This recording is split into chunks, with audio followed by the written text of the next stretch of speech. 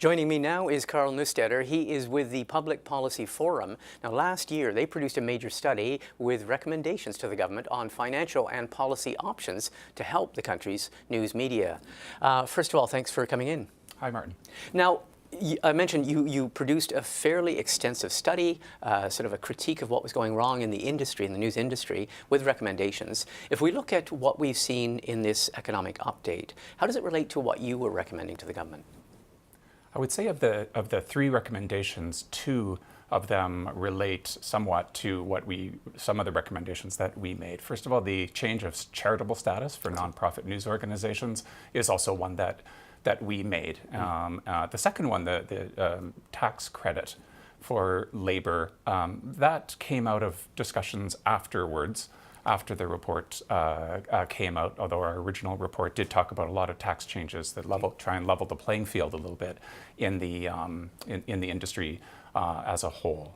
Now, that tax credit, the interesting thing is it's supposedly it's aimed at the labor costs in producing original content, so original programming, original articles or whatever. Yes. And it would be, people could claim. One of the things that's very interesting and very notable is that would have to be determined. Who would be eligible for it is yet to be determined, and that would be determined by a panel of yet to be named journalists or people from the media. Yes. Is that a good solution, a bad solution? How do you see that particular wrinkle of it? Well, eligibility does have to be decided. So when we have funding arrangements like this, whether it's science or arts funding, other kinds of funding, it's always best done at arm's length. Okay. So what the government is doing is it's saying, you, media industry, journalism community, and they did use the word community to set, I think, a wider set of people that can contribute to this. You figure out who's eligible. Mm-hmm. So they dodge a bullet that way also, but also establish that it's arm's length. In your report, which came out more than a year ago, in that report, are there any major planks that were not in this, things that you would have liked to have seen? Well, I think the bigger structural issues of the playing field right now, where we have upwards of 75% plus of online ad revenue going to the major digital platforms, mostly Google and Facebook, which is revenue that in pre-internet days or pre-Google days would be going directly to publishers.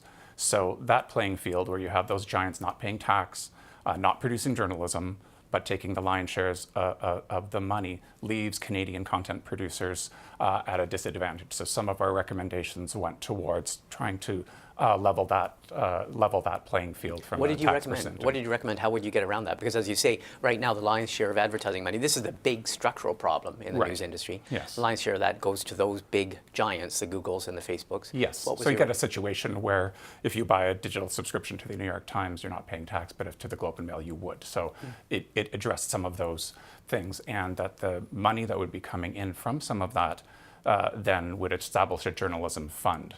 Okay.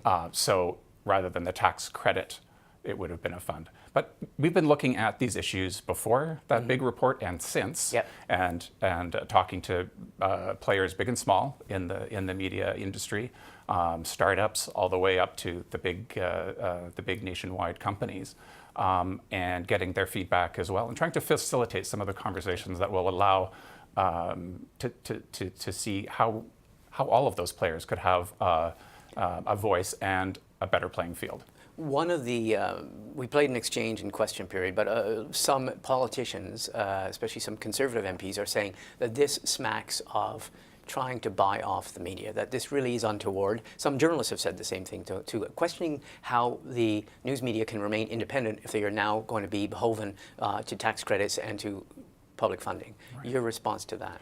Well, I think they're all correct in saying that independence is paramount, and all our recommendations as well have put that at the forefront. The media cannot do its democratic function without being independent. So whatever measures are put in place, they both have to retain the independence of the news media and also be seen to retain the independence of the news media. The issue with politicizing it is that it could be seen by people as buying off the media, that sort of thing. So it's really important that the government put in the mechanisms, these arm's length mechanisms that will, in reality and actually, and be perceived to be independent, and the government has no problem. We actually have a track record in Canada of intervention in the media from the days of Confederation, actually. The Canadian Press wire service was actually subsidized for its first few decades. Then we had the periodical fund, which still exists, so magazines like Maclean's get money from the government through the periodical fund, but it doesn't mean that their journalists are in any way pandering to the party of the day. They're completely independent. You've got and the of public broadcaster. And the public broadcaster is the biggest example where you have a largely taxpayer-funded entity that has independent journalists. So we can do this, and we have to make sure that these new measures follow that same precedent.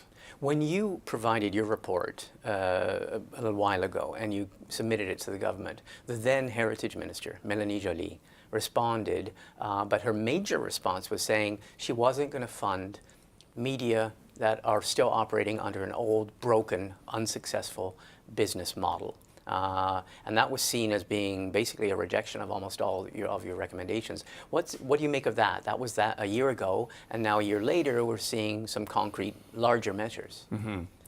Well, the question of business models is the most vexing of these things, because nobody has really come up with a business model that works for journalism in the digital age. These new measures don't address that either, and I think we can look at them as help for content creators, news creators in the interim, while some of this disruption settles out and we find some new business models. When that happens, we don't know. It's been a very troubling question. So yes, I've heard that question quite a bit in the last few days. Oh, isn't this just perpetrating the status quo? Yeah. I don't think there's enough money in that $600 million over 5 years to keep anybody afloat, and as a percentage, we'll see what the percentage is of that tax credit that helps to pay for journalists.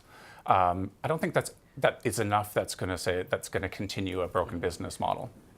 Could the devil be in the details? Because, for example, we did see the government give a fund, I think in the last budget, $50 million to small community media outlets or newspapers and things.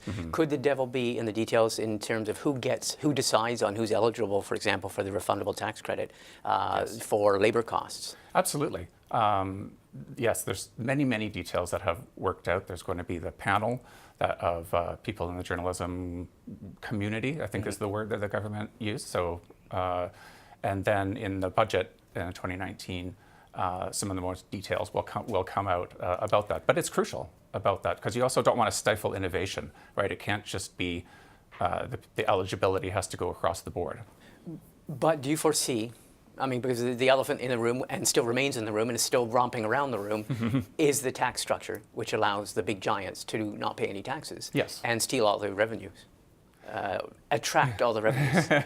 Do you foresee anything ever changing in terms of the overall structural problem that the news media are facing, unless they change the tax regime? No, not in this signal of the next 5 years. Yeah. They're not dealing with the structural problem. The playing field still remains uneven in terms of the foreign digital giants taking the lion's share of revenue and the tax. And not publishing news and not contributing tax or redistributing that tax. Okay, well, we will watch this with great interest. Thank you very much for coming in. Thanks, Martin.